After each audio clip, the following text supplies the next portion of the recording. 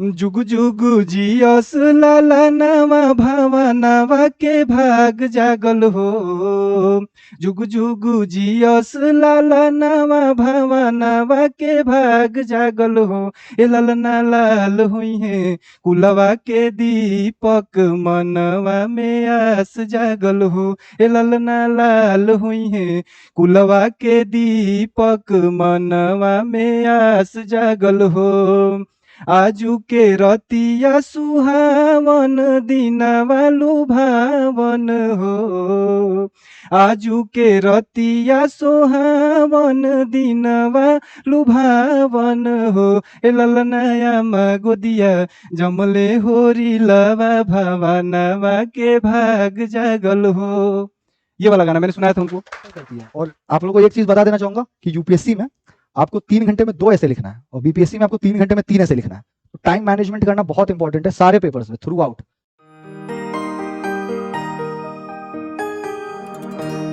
मेरा नाम अभिषेक सिंह है और ये मेरा 68 बीपीएससी का सेकंड अटेम्प्ट था और फर्स्ट इंटरव्यू था। फर्स्ट बार मेंस भी लिखा था और 67 बीपीएससी का जो प्रीलिम्स था वो 15 मार्क्स से मेरा रह गया था।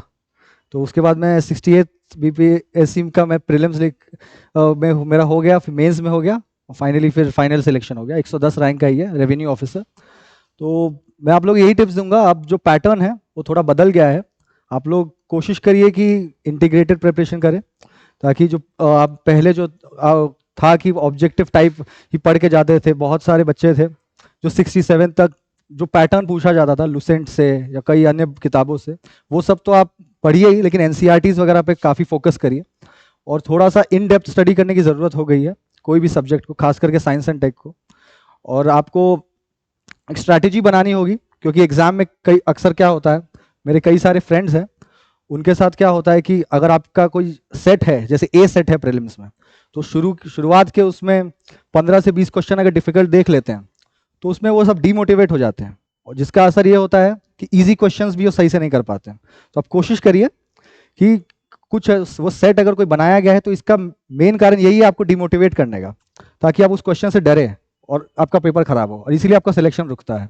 और कोई भी एक अच्छा कैंडिडेट होता है और जो सिलेक्टेड कैंडिडेट होता है उसका प्रीलिम्स रुकता है केवल 5 से 6 क्वेश्चन के बीच में, और 5 से 6 क्वेश्चन ही आपको अंदर या कर देता है, मेंस के या बाहर कर देता है। तो आप कोशिश यही करिएगा कि कोई भी क्वेश्चंस है, आपका डिसाइडिंग फैक्टर 8 to 10 क्वेश्चंस होगा किसी भी एग्जाम के प्रीलिम्स में, अगर आप सीरियस कैंडिडेट है तो। और मेंस के लिए खास करके कहना चाहूंगा, आप आंसर राइटिंग प्रैक्टिस जितनी ज़्यादा हो सके उतनी करिए।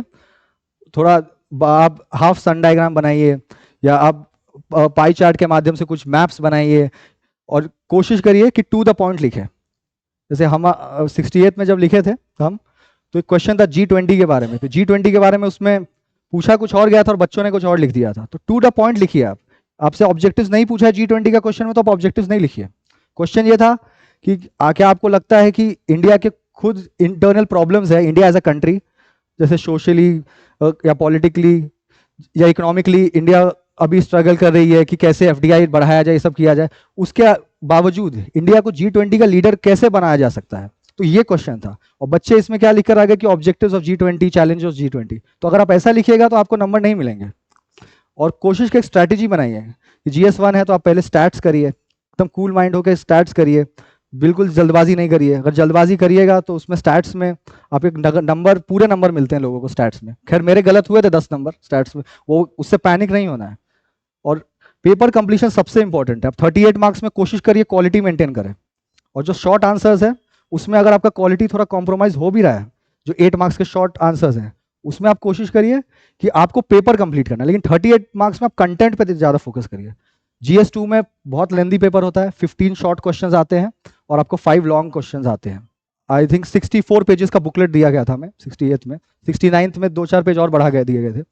तो कई लोगों से जिनसे मेरी बात हुई, मेरे क्लासरूम में 68 में ऐसे बच्चे थे जिनका अब 5-5 शॉर्ट क्वेश्चन छूटा था GS2 में, और G20 वाला क्वेश्चन हाफ छोड़ के आए थे। तो आप कोशिश यही करिएगा कि आंसर राइटिंग प्रैक्टिस जरूर करिए। बिना आप है ना आंसर राइटिंग या टेस्ट सीरीज के मेंस अटेम्प्ट नहीं कर सकते अभी के उसमें, क्योंकि अगर आपका पेपर अगर टेस्ट सीरीज में आपका खत्म हो रहा है 3 घंटे 15 मिनट में, तभी आप उधर परफॉर्म कर पाइएगा। और उधर अगर आप वो चीज़ नहीं लेके चलिएगा, 4 घंटे में कर रहे हैं, 4.5 घंटे में कर रहे हैं, तो एग्जाम में उसका कोई फायदा नहीं है, 3 घंटे बाद आपसे पेपर छीन लिया जाएगा। और ऐसे जो खास करके है ऐसे पेपर, तो ऐसे एक ऐसा सब्जेक्ट है, डायमेंशंस आप कवर करने की कोशिश करिए। कोई भी आपको ऐसे का टॉपिक दे दिया है, जैसे example women empowerment in India, तो आप उसके 6-7 डायमेंशन लिखिए, political, economic, social, ethical, cultural, sports, जितने डायमेंशंस है उतना लिखो। जितने रियल लाइफ एग्जाम्पल्स आप ऐसे में डालिएगा उतना आपको बेनिफिट मिलेगा।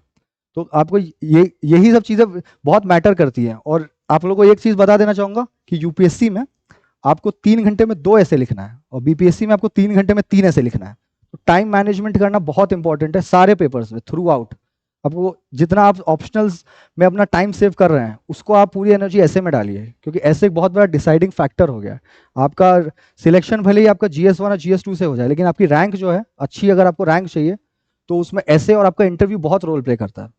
तो आप कोशिश करिए कि जितना हो सके उतने डायमेंशंस कवर करिए, एनेक्डोट से शुरू करिए, ऐसे डेटा अगर नहीं दे पा रहे हैं शॉर्ट स्टोरी दे दीजिए। तो यही सब टिप्स है। बाकी सर को दूंगा मैं, गोपाल जी सर को, वो आपको बताएंगे अपना एक्सपीरियंस। सबसे पहले तो गुड आफ्टरनून आप सभी को। और मैं गोपाल जी सिंह, अभी 68th बीपीएससी में मैं सब रजिस्ट्रार के पद पर चयनित हुआ हूँ।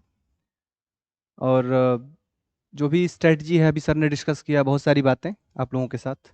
आप सब जानते ही हैं कि प्रीलिम्स, मेंस, इंटरव्यू का एग्ज़ाम होता है, इसमें कुछ कहने की बात नहीं है। स्ट्रेटजी की बात है तो जैसे प्रीलिम्स है, प्रीलिम्स में क्या है कि अब जो पैटर्न है वो थोड़ा डाइवर्स हो गया है।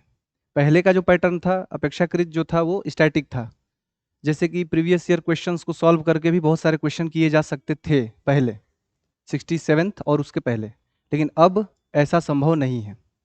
अब प्रीवियस ईयर क्वेश्चन पेपर्स जितने भी हैं तो उनका फ़ायदा आपको तभी मिलेगा जब आप एनसीईआरटीज़ को फोकस करिएगा, या तो एनसीईआरटी नहीं तो एससीईआरटी जो आप स्टेट बोर्ड में बिहार में चलता है।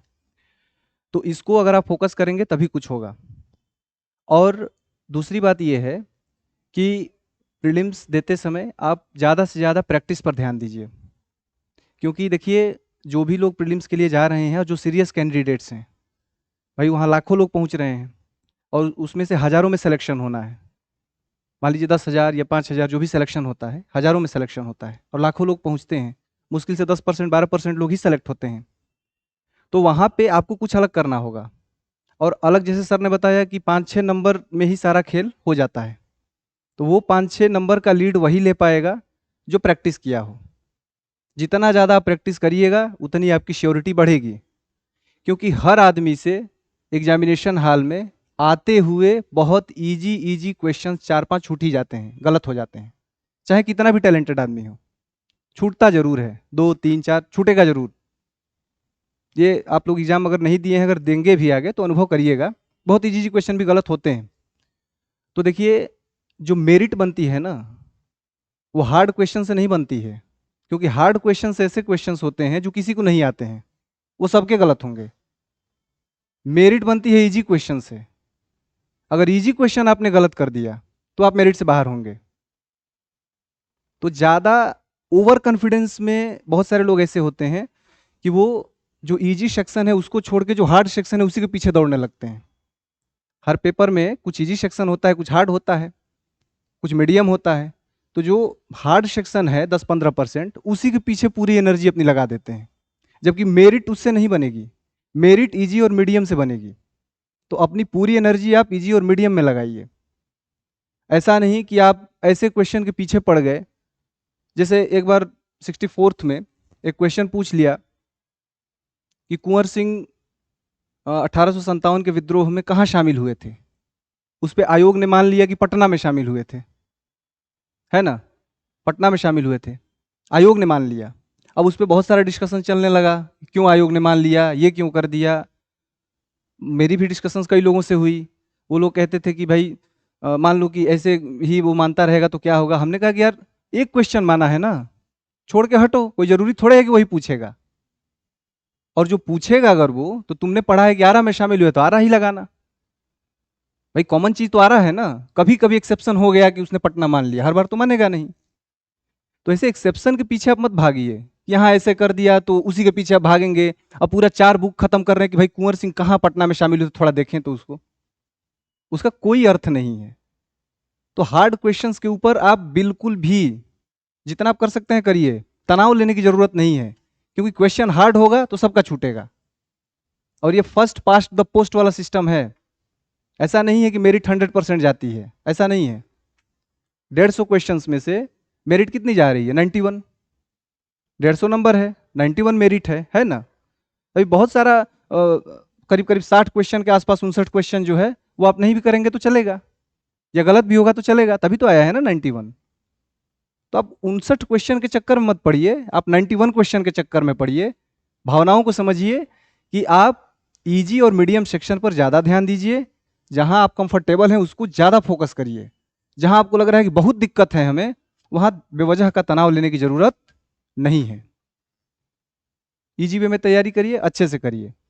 उसके बाद मेंस पे आते हैं। तो मेंस में तो 4-5 पेपर, 5 पेपर अब तो हो गए हैं। तो वहां देखिए, मैं एक ही चीज कहना चाहूंगा कि परिश्रम का कोई विकल्प नहीं है। परिश्रम का कोई विकल्प नहीं है। बात छोटी है लेकिन अर्थ थोड़ा बड़ा है। वो ये है कि बहुत सारे लोग ऐसे हैं जो कोचिंग के पीडीएफ्स पर डिपेंड हो गए हैं। कोचिंग से पीडीएफ मिलेगा, हम पढ़ लेंगे, हो जाएगा, कोई दिक्कत नहीं। अरे कोचिंग के पीडीएफ से आपको इंफॉर्मेशन मिलेगी, सूचना मिल जाएगी, ज्ञान नहीं बढ़ेगा, आपका बुद्धि नहीं बढ़ेगा। बुद्धि बढ़ाने के लिए आपको खुद ही अपने को तैयार करना पड़ेगा। अब तैयार कैसे होइएगा? तो तैयार अब तब तक नहीं होइएगा जब तक कि आप खुद संघर्ष नहीं कीजिएगा। जब तक आप हैंड रिटन नोट्स नहीं बनाइएगा, तब तक सिविल सर्विसेज में सफलता असंभव है। मैं असंभव शब्द का यूज कर रहा हूं, क्योंकि सफलता बाई चांस नहीं मिलती है। सफलता कठिन परिश्रम का ही परिणाम है। ऐसा नहीं है कि आप बाई चांस किस्मत अच्छी है तो सफलता मिल गई, ऐसा नहीं होता है। ऐसा बिल्कुल भी नहीं होता है। किस्मत कितनी भी बुरी रहे आपकी, अगर आपने संघर्ष किया है, मेहनत किया है, तो वो रिजल्ट में रिफ्लेक्ट होगा। इसीलिए आप पहले आत्मनिर्भर बनने की कोशिश करिए।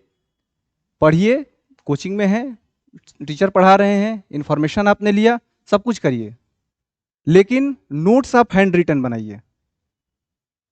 नोट्स आप हैंड रिटन बनाइए, ठीक है। कोचिंग ने आपको मटेरियल प्रोवाइड करा दिया, पीडीएफ मिल गया आपको, फिर आप A4 साइज की वो पेज वाला कॉपी मिलती है, 220 रुपये की शायद आती है, इसमें 500 पेजेज होते हैं। उसको आप पास में रखिए, एक स्टेपलर रखिए, और हर विषय का या हर टॉपिक का अलग अलग नोट्स अपने लैंग्वेज में, जो भी आपने समझा, जो कुछ भी आप, जैसे 1857 की क्रांति आपने हिस्ट्री में पढ़ा, या 1857 की क्रांति में क्या हुआ, कौन कहाँ शामिल हुआ, कैसे हुआ, अब जो भी आपने समझा उस A4 साइज की शीट पे आप लिखिए और उसको स्टेपल करके रखिए अपने पास। क्योंकि वो चीज जो है ना, वो आपको याद रहेगी और वो फिर एग्जामिनेशन में आपको मदद करेगी। पीडीएफ आप कितना भी पढ़ लीजिएगा बिना अपने से लिखे, वो फिर आपको फायदा नहीं देगी। कुछ समय तक लगेगा कि हाँ हमको याद हो गया, बहुत कंफर्टेबल चीजें उठा के पीडीएफ पढ़ लिए, रिपीट करके चले गए, कोई फायदा नहीं होगा। यकीन मानिए कोई फायदा नहीं होगा। और नहीं तो आप अनुभव अगर आगे करेंगे तो करिएगा, कोई फायदा होगा नहीं। ये अनुभव से मैं बता रहा हूं, मेरा 5वां अटेम्प्ट है, ये 5वां अटेम्प्ट है। तीसरा मेंस था, तीनों मेंस मैंने क्लियर किया है, तीसरा इंटरव्यू भी था मेरा। इसलिए अनुभव के आधार पर बता रहा हूं कि आप अपना हैंड रिटन नोट्स बनाइए और वहीं से आपका सफलता का रास्ता खुलेगा। हैंड रिटन नोट्स, ये दिमाग में बैठा लीजिए। नोट्स आपको अपने से बनाना है, क्योंकि हर आदमी की क्षमता अलग अलग है। हर आदमी की क्षमता अलग है अपनी। अब इस बार देखिए लगभग 4000 के आसपास लोगों का सिलेक्शन हुआ था ना मेंस में। 4000 लोगों के आसपास का सिलेक्शन हुआ था मेंस में, सॉरी मतलब मेंस के में वो पीटी में पास हुए थे, और उसमें से 867 लोग ही मेंस क्लियर कर पाए, बाकी लोग फ्लॉप हो गए। क्यों फ्लॉप हुए? ऐसा नहीं था कि उनके पास नॉलेज नहीं था, तभी वो पीटी क्वालिफाई किए थे।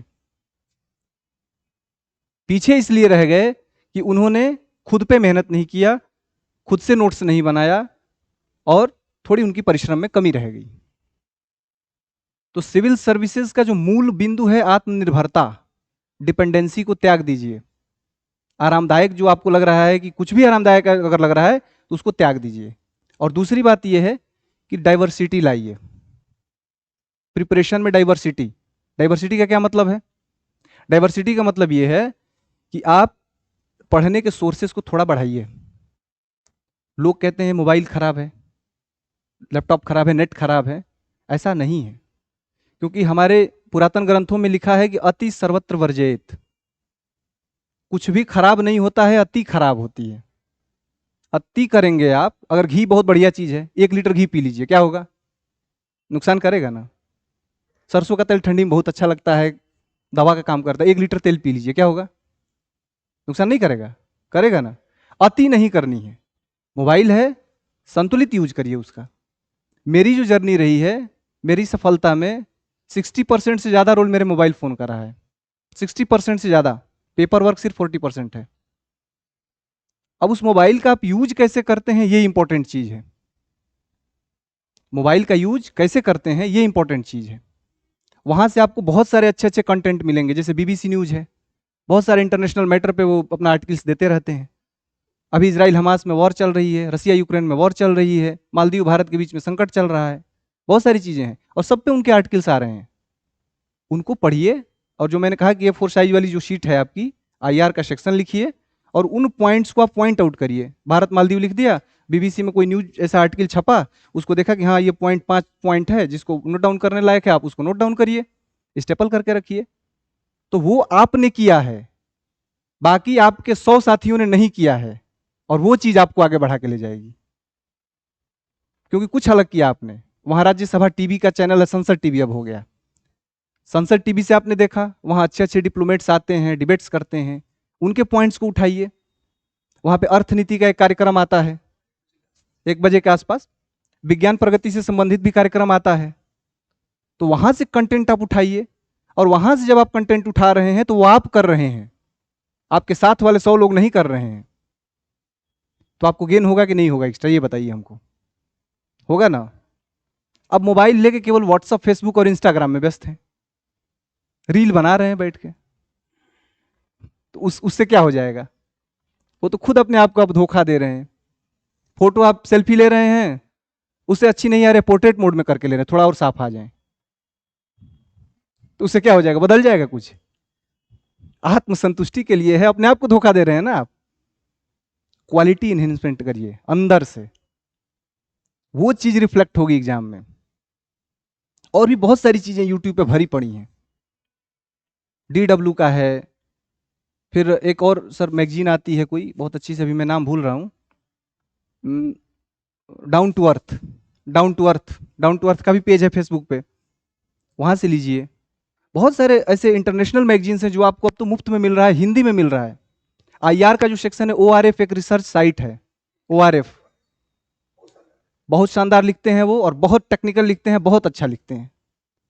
वहां से आप IR का कंटेंट उठाइए और वो लिख के आइए, देखिए आपको नंबर ना मिले तो कहिएगा।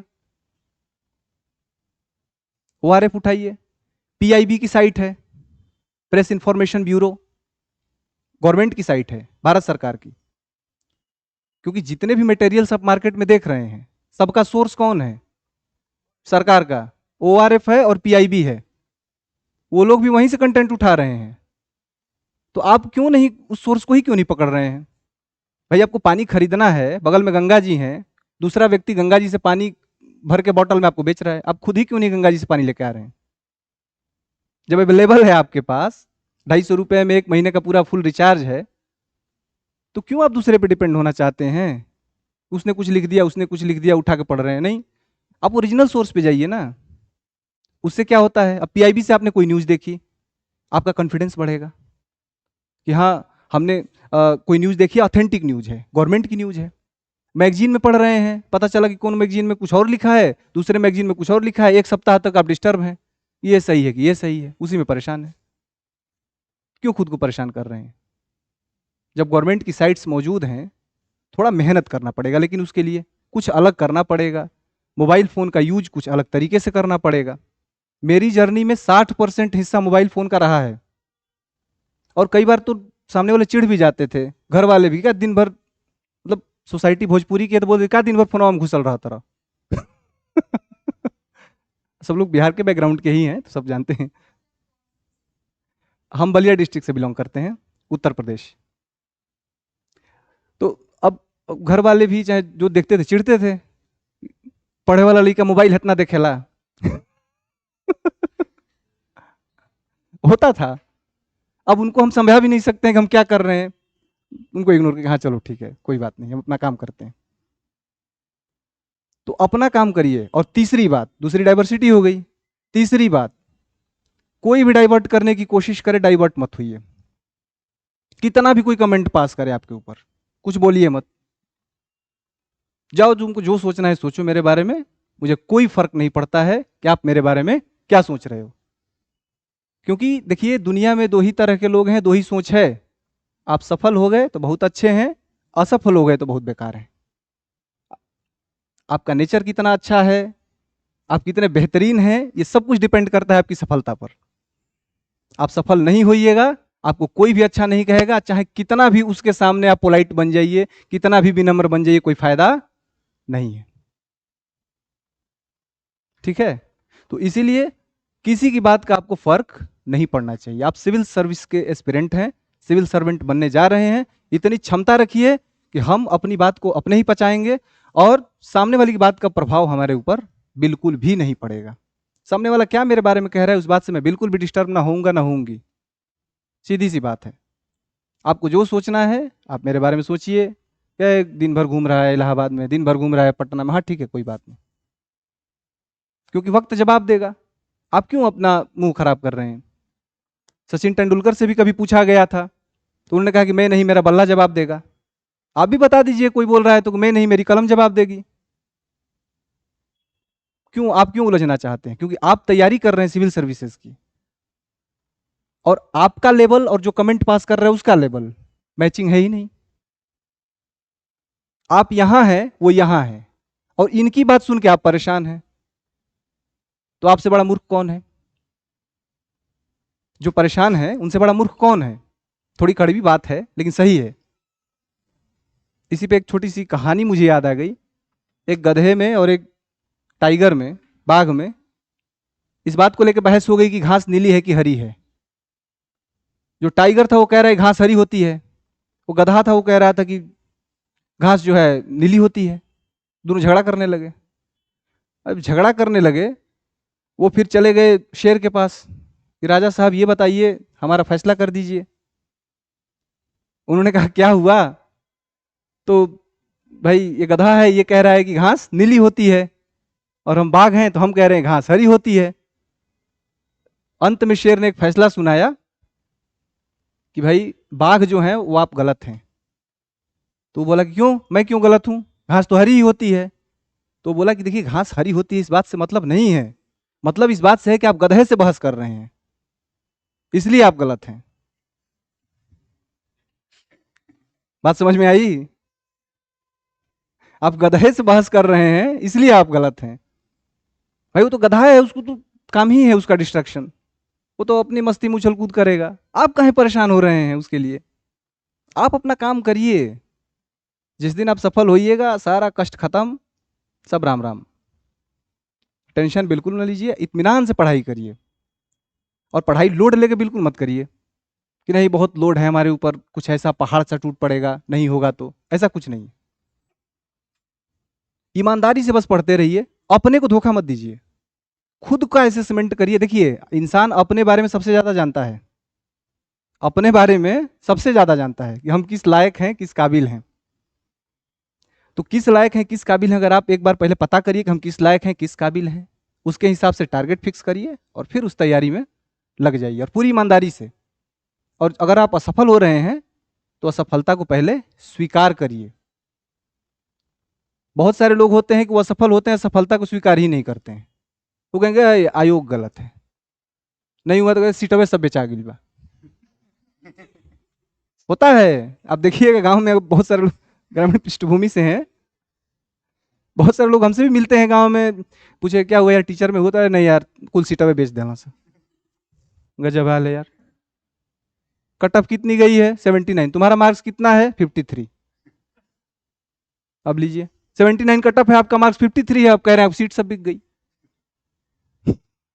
इसका मतलब ये है, तो थोड़ा सा है कॉमेडी टाइप का, लेकिन है, ये रियलिटी है, ये रियलिस्टिक है, मैं बिल्कुल रियलिस्टिक बोल रहा हूं। अब बताइए कि जो आदमी अपनी असफलता को ही स्वीकार नहीं कर रहा है कि हम असफल हुए हैं, वो सुधार कैसे करेगा? अगर हम स्वीकार ही ना करें कि हमसे गलती हुई है, हम फिर कैसे सुधार करेंगे भाई? हम तो खुद को समझा रहे हैं कि नहीं नहीं हमसे गलती नहीं हुई है, आयोग से गलती हुई है, बेच देना से कुल सीट। अब सब सीट बिक गई, अब आपने अपने को गलत माना नहीं, हम तो एकदम परफेक्ट हैं भाई, हम तो सब सही करके आए थे, हमारी कोई गलती नहीं। गलती किसकी है? आयोग की है। तो फिर अगला फार्म भरेंगे तो कहेंगे नहीं पिछली बार तो हमारी कोई गलती ही नहीं, तो फिर क्या सुधारना क्या है, चलो वैसे ही चलते हैं। अब की बार अब 43 नंबर लेके आएंगे, अब फिर कहेंगे और जोर से कहेंगे और यार कुल सीटें में बेचा गई, अब ना दे, हम एग्जाम में ना दे। ये समस्या है, अब बहुत लोगों में ये समस्या है। इस चीज को अवॉइड करिए, ईमानदारी से स्वीकार करिए कि हाँ हम असफल हैं, कोई दिक्कत नहीं। मैं भी 3 बार इंटरव्यू फेस किया हूं, मैंने जब भी अपना असेसमेंट किया ईमानदारी से किया कि हाँ चलो मैं असफल हूं, कोई दिक्कत नहीं। दुनिया मुझे कह रही अरे इतने से फेल हो गए यार तुम, ये वो, कोई दिक्कत नहीं मुझे, मैं जानता हूं ना अपनी क्षमता, मैं धीरे धीरे बढ़ रहा हूँ उस ओर। मैंने खुद को एनालाइज किया कि हाँ मेरी गलती कहाँ है, कहाँ मैं कुछ और बेहतर कर सकता हूँ, वहां मैंने बेहतर किया, वहां मैंने पॉइंट एड किया, आगे किया। तो पहले तो स्वीकारिए कि हम असफल हैं, और फिर उस असफलता का कारण ढूंढिए, क्योंकि कारण आप तभी ढूंढिएगा जब आपको पता होगा कि आप असफल हैं। अंदर से अपने आप को समझाइए, सीट बेचने वाले मत जाइए एक सीट बिक गई है, ऐसा कुछ नहीं होता है। अंदर से स्वीकारिए कि हम असफल हैं, उसका असेसमेंट करिए, और करने के बाद और फिर देखिए कि आप में प्रोग्रेस होता है कि नहीं होता है। एकदम होगा 101% होगा, ट्राइड एंड टेस्टेड फॉर्मूला है, अप्लाई करके देख लीजिएगा एक बार।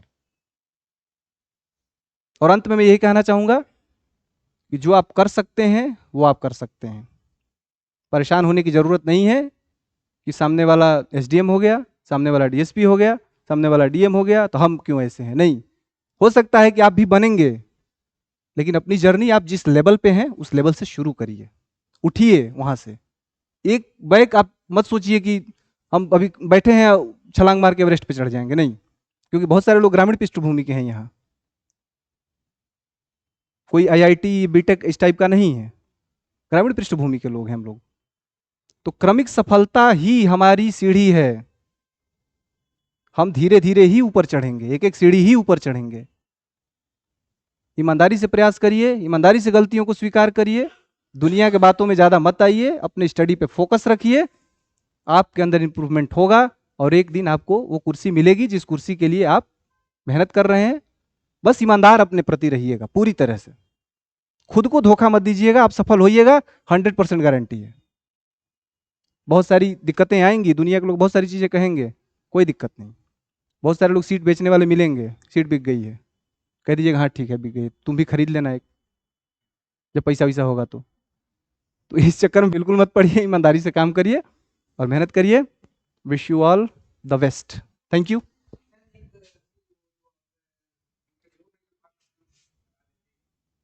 अच्छा, इंटरव्यू का देखिए हाँ, इंटरव्यू के एस्पेक्ट पे हम लोग थोड़ा बात करना भूल गए। हाँ बता दे रहे हैं सर, बता ही दे रहे हैं, 5 मिनट निश्चिंत रहिए। अब वो इंटरव्यू के लिए देखिए, बहुत सारे लोग इंटरव्यू में तनाव में आ जाते हैं, इंटरव्यू होगा, सामने रिटायर्ड आईएएस ऑफिसर बैठे होंगे, क्या बोलेंगे, क्या सोचेंगे, क्या कहेंगे, बहुत सारे लोग तनाव में आते हैं। मैं भी पहली बार तनाव में आ गया था, यार मेरी तो क्लास लगा देंगे, मुझे लग रहा था कि मुझको उठा के जेल में ना बंद कर दें वहीं से, कुछ गलत बोल दिया तो। पहली बार जब 64th में मैंने इंटरव्यू दिया था तो। लेकिन अब धीरे धीरे धीरे धीरे जब मैंने 2 बार इंटरव्यू दिया तो मुझे लगा कि नहीं ऐसा कुछ नहीं, जेल वेल में जाने वाला सिस्टम नहीं है बात कहनी है अपनी मतलब मजाक कर रहा था, मतलब तनाव हो जाता है बहुत ज्यादा कि कैसे बात करेंगे हम उनसे। लेकिन अब देखिए सीधी सी बात है कि आप फ्री होके जाइए, एकदम जाइए फ्री होके। आपका जो व्यक्तित्व है, मतलब एक फॉर्मल ड्रेसअप है वो तो सबके लिए है, फॉर्मल ड्रेसअप है, हैंड का मूवमेंट है, लेग का मूवमेंट है, वो तो फॉर्मल मॉक इंटरव्यू देंगे तो सीख जाएंगे। उनसे जो बात आप कर रहे हैं कॉन्फिडेंटली करिए, क्योंकि देखिए इंटरव्यू में आपसे आपका नॉलेज टेस्ट नहीं होता है, नॉलेज और फैक्ट टेस्ट नहीं होता है। टेस्ट क्या होता है आपका? ईमानदारी, how much you are honest, कितने आप ईमानदार हैं, इंटीग्रिटी, कितने इंटीग्रेट हैं आप। और क्या टेस्ट होता है? और टेस्ट होता है कि आपकी वाक्पटुता, मतलब बोलने की कला, शैली कैसी है, आप अपनी बात को कैसे रिप्रेजेंट कर रहे हो, ये चीज। और कितना आंखों में आंख डाल के उनसे बात कर रहे हो, ये चीज। तो आपसे वो यही एक्सपेक्ट करेंगे, आपको ग्रिल करेंगे, आप सही बोलिएगा वो बोलेंगे कि नहीं आप गलत बोल रहे हैं। आप सही, जैसे मुझसे पूछ लिए कि इस बार में कि आप ये बताइए कि इंटरव्यू में आप वो बोले कि वाइस प्रेसिडेंट का इलेक्शन कैसे होता है, तो मैंने बता दिया कि single transferable vote value system से होता है। फिर उन्होंने कहा कि इसमें कौन कौन लोग भाग लेते हैं, तो मैंने कहा कि संसद के दोनों सदनों के निर्वाचित और मनोनीत सदस्य। तो फिर एक दूसरे से बात करने लगे कि क्या सर ऐसा भी होता है क्या, मनोनीत भी भाग लेते हैं क्या। तो सामने वाले सर बोल रहे हैं कि नहीं सर, अभी तो हमने 4 दिन पहले पढ़ा था कहीं पेपर में। क्यों जी, काहे झूठ बोल रहे हो, मनोनीत कहाँ भाग लेते हैं इसमें। तो मैंने कहा कि नहीं सर, मनोनीत भी भाग लेते हैं। तो उन्होंने कहा कि अच्छा। तो फिर अपने में डिस्कस किया, फिर तीसरे वाले सर बोले हाँ सर अभी याद आ रहा है, बच्चा सही कह रहा है, मनोनीत वाले भी भाग लेते हैं। तो फिर जिन्होंने कहा था कि डांट के पूछा था मुझसे क्यों जैसा कि, तो उन्होंने कहा कि हाँ सर सही सही, अभी अभी मेरे दिमाग पे आया, सही बोल रहे हो, वेरी गुड वेरी गुड। मुझे ग्रिल किया कि मैं डिस्टर्ब हो जाऊं, वो जानबूझ के ग्रिल किए। तो वो करते हैं, वो टेस्ट करते हैं कि कितनी अपनी बात पे आप अडिग हैं और कितने कॉन्फिडेंट हैं।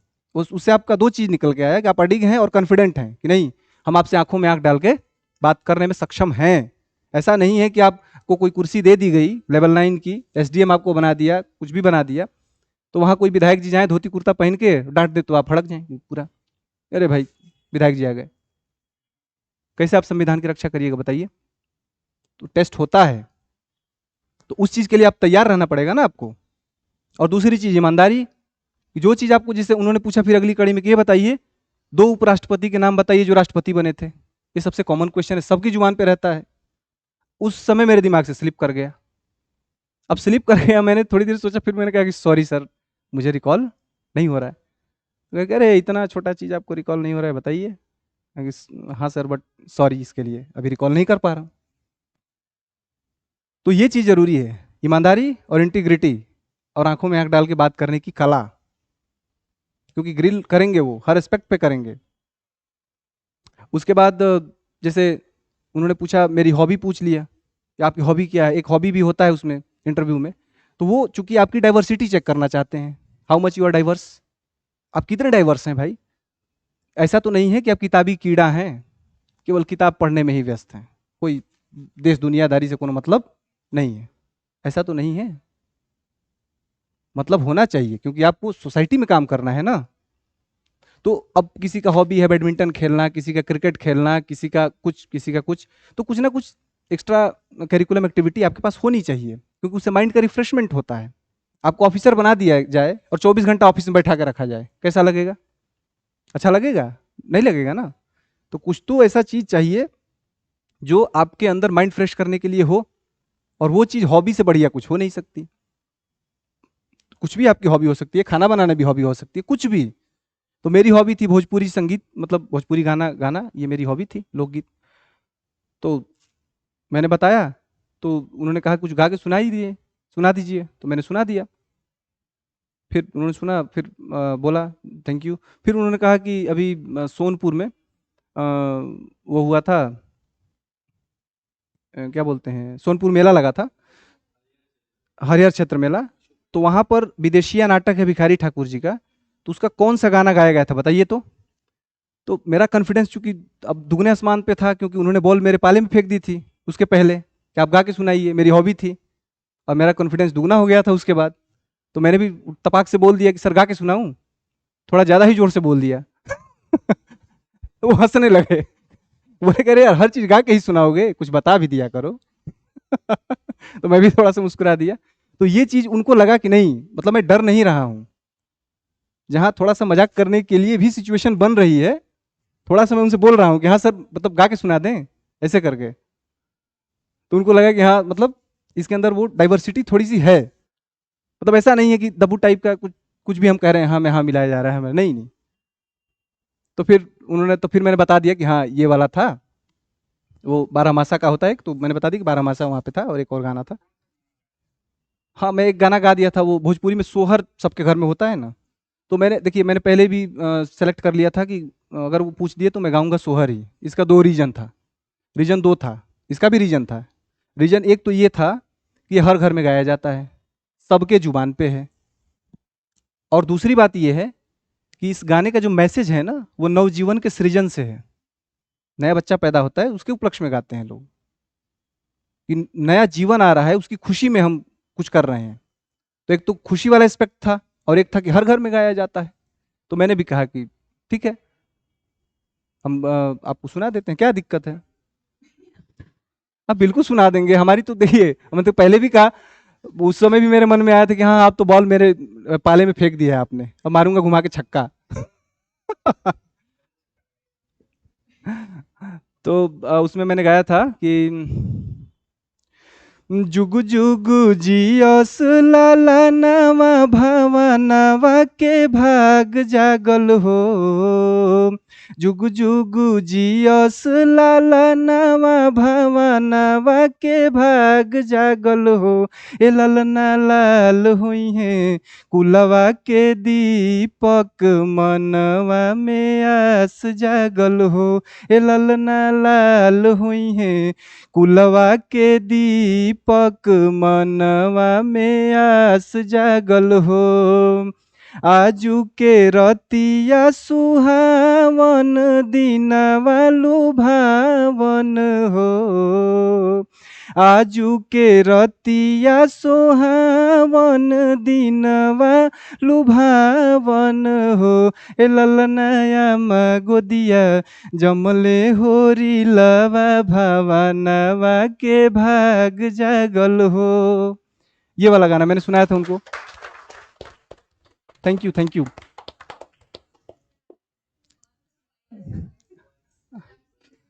हाँ, तो ये वाला गाना मैंने उनको सुनाया और वो भी बहुत अप्रिशिएट किए। तो थोड़ी सी डाइवर्सिटी होनी चाहिए, इसमें शर्म की क्या बात है भाई, हमारी लोक परंपरा है।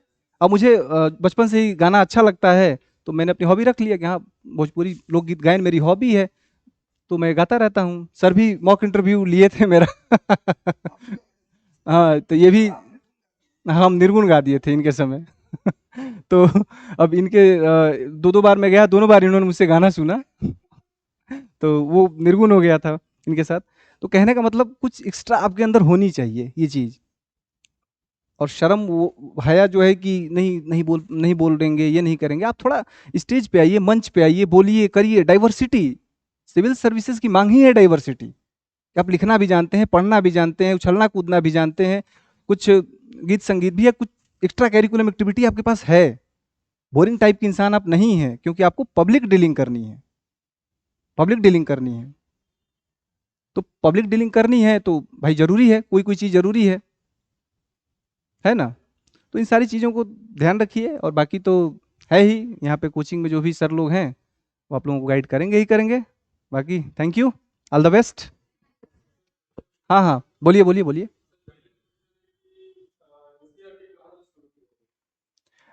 देखिए, अगर आप सक्षम हैं तो 10th 12th उठाइए। हाँ, और नहीं सक्षम है तो 6 से उठाइए। मैंने कहा ना कि आप अपना असेसमेंट खुद मैं नहीं कर सकता हूँ। कोई टीचर आपका असेसमेंट नहीं कर सकता है, ये भूल के भी मत किसी टीचर पे छोड़िएगा। सितंबर में, 30 सितंबर, हाँ।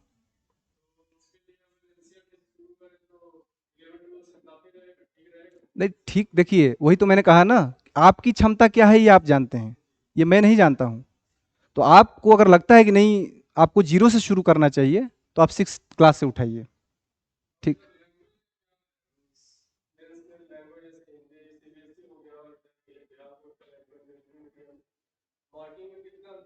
मार्किंग में मीडियम से कोई अंतर नहीं आता है, ये भूल जाइए। मार्किंग में कोई अंतर नहीं है। आपका कंटेंट अच्छा है, रिप्रेजेंटेशन अच्छा है, नंबर आपको मिलेगा।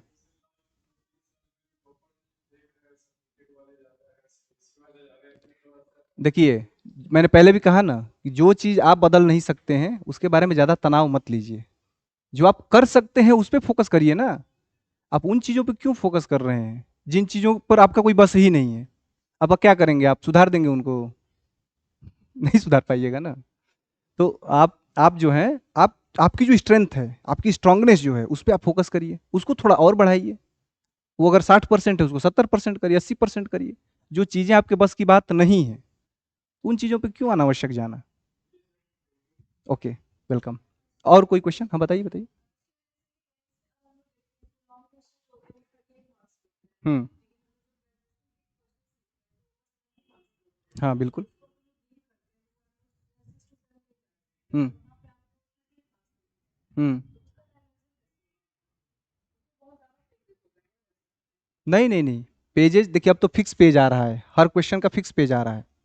उसमें क्या है ना कि क्वेश्चन के डिमांड के हिसाब से आप पॉइंट वाइज आंसर देने की कोशिश करिए, क्योंकि कॉमनली जो 38 नंबर के क्वेश्चन है ना, अगर ध्यान से पढ़िएगा, देखिए आधे लोग तो गलती यही करते हैं कि क्वेश्चन ही नहीं समझ पाते हैं। थोड़ा सा पढ़ा G20 लिखना शुरू, भारत में G20 हुआ, वसुधैव कुटुंबकम उसका ध्येय वाक्य था। अरे वो पूछ क्या रहा है कि G20 को ग्लोबल साउथ से जोड़ के पूछा है वो, कि ग्लोबल साउथ को कैसे वो अपलिफ्ट कर रहा है, और आप लिख रहे हैं वसुधैव कुटुंबकम।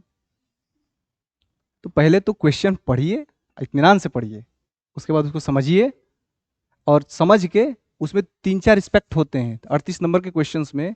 ध्यान से पढ़िएगा तो 3-4 रिस्पेक्ट होते हैं क्वेश्चन लिखने के, और फिर सारे रिस्पेक्ट को वन बाई वन आप पॉइंट वाइज डिस्क्राइब करिए।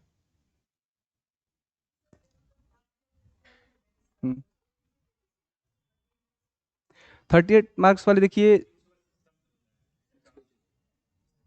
तो उसमें देखिए फोर फोर पेजेस, 4, और 5th पेज पे आप निष्कर्ष ले सकते हैं। हाँ 4 पेजेस, और वो पैराग्राफ राइटिंग मत करिएगा, क्योंकि मैंने गलती कर दी थी 67th में, इसीलिए मैं बता रहा हूँ, ईमानदारी से बता रहा हूँ। पैराग्राफ राइटिंग मैंने कर दी थी और मेरा सब गड़बड़ हो गया था, नहीं तो मैं शायद अच्छा होता कुछ और पिछले भी, लेकिन खैर कोई बात नहीं। पैराग्राफ राइटिंग मत करिएगा, जैसे बहुत सारे होते हैं ना, क्वेश्चन आया तो सब पैराग्राफ में लिख दिए कि हाँ मैं जैसे मैं शिक्षा नीति उस पर आ गया था, बिहार में आधुनिक शिक्षा, तो मैं काले के समय में जिला स्कूल बना कहाँ कहाँ भाई, तो पूर्णिया में, बिहार शरीफ में, पटना में, और भी चाईबासा में, तो मैंने पैराग्राफ में लिख दिया था। वैसा मत करिएगा, आपको लिखना है पॉइंट वाइज लिख दीजिए, हाँ पटना में, पूर्णिया में बना, पटना में बना, भागलपुर में बना, ऐसे करके, तो वो क्लैरिटी रहेगी कि हाँ ये चीज़ आपने लिखी है। तो पॉइंट वाइज आप प्रयास करिए, और कुछ बार डायग्राम अगर बना सकते हैं, मान लीजिए एनर्जी वाला कोई क्वेश्चन आ गया, तो उसमें कंट्रीब्यूशन हो सकता है कि भाई 56% आपका थर्मल है, कुछ हाइड्रो है, कुछ रिन्यूएबल है, तो उसमें थोड़ा पाई चार्ट बना लीजिए। थोड़ा बार ग्राफ अगर कहीं है, कोई इकोनॉमिक सर्वे वगैरह में भी देखिएगा तो बार ग्राफ वगैरह होता है, तो वहाँ से आप डाल सकते हैं। जितना डाइवर्स आपका आंसर रहेगा, और हजम करने योग्य, हजम करने मतलब कि जैसे होता है ना कि जैसे चावल, दाल, सब्जी, चोखा, चटनी, अचार सब एक ही पे डाल दीजिए, तो कैसा लगेगा सामने वाले को? मैंने डाल दिया था 67th में। कुछ कुछ ज़्यादा ही खराब लग गया था उनको। ठीक है, तो उसको थोड़ा सजा के दीजिए, इधर चावल रखिए, कटोरी में दाल रखिए, प्लेट में अचार रखिए, पापड़ रखिए, देखिए खाने से पहले ही मन खुश हो जाएगा कि अरे क्या खाना बना है, वाह। 68th में मैंने कोशिश किया था, लेकिन तब भी मुझे लग रहा है कि दाल उल शायद उसी पे गिर गया था थोड़ा बहुत, लेकिन 69th में मैंने पूरा ख्याल रखा है कि प्लेट कटोरी सजा के लिखूं। तो शायद और कुछ और इम्प्रूवमेंट होगा, मतलब कि आप थोड़ा उसको डेकोरेशन का मतलब फूल पत्ती नहीं बनाना है, पाई चार्ट, बार डंडा रेख वगैरह अगर कुछ कर सकते हैं क्रिएटिव तो वो करिए, अच्छा रहेगा। और कोई क्वेश्चन? कोई क्वेश्चन नहीं आप लोगों का? Okay, thank you, all the best. Sir ही माला पहना दें।